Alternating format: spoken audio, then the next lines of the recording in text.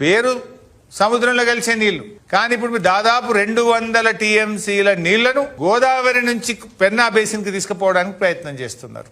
దీన్ని మేము చాలా తీవ్రంగా వ్యతిరేకిస్తా ఉన్నాం. ఎందుకంటే అప్పటి బచావత్ ట్రిబ్యునల్ గోదావరిలో మొత్తం 1480 టీఎంసీలను ఉమ్మడి ఆంధ్రప్రదేశ్ కు కేటాయించింది. ఉమ్మడి ఆంధ్రప్రదేశ్ లో అప్పటి ప్రభుత్వాలు ఇచ్చిన జీవోల ప్రకారమే 968 టీఎంసీలు తెలంగాణకు వివిధ జీవోల ద్వారా కేటాయించారు.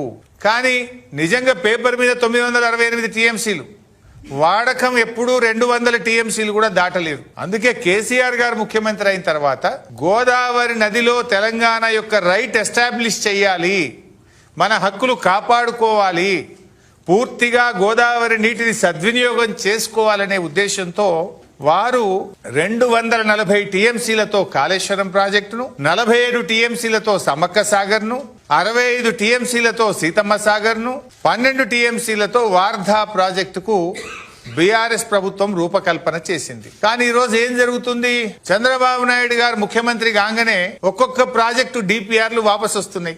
ఆ రోజు కేసీఆర్ గారు వ్యూహాత్మకంగా తన శక్తి యుక్తులను ఉపయోగించి కాళేశ్వరం ప్రాజెక్టుకు 240 టీఎంసీలకు అన్ని అనుమతులను ఇంక్లూడింగ్ టీఏసీ అనుమతి కూడా కేసీఆర్ గారు సాధించారు. ఇకపోతే Sitamma Sagar, Sammakka Sagar, doctor BR Ambedkar Wardha project, Kaleshwaram 3వ టీఎంసీకి సంబంధించి అన్ని అనుమతులు సాధించి చివరి అనుమతి లాస్ట్ స్టేజ్ లో ఉంది.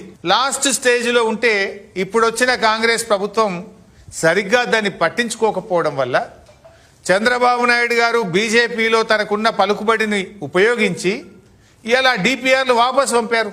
ఆ డిపిఆర్లు వాపసు పంపితే రేవంత్ రెడ్డికి అటు బీజేపీని ప్రశ్నించే తెగువ లేదు, తెలివి కూడా లేదు.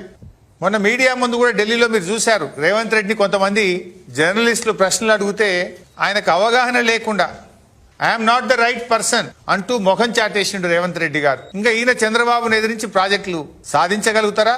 అక్రమ ప్రాజెక్టులను ఆంధ్రప్రదేశ్ నిర్మిస్తున్న వాటిని ఆపగలుగుతారా అన్నదే ఈరోజు క్వశ్చన్ మార్క్.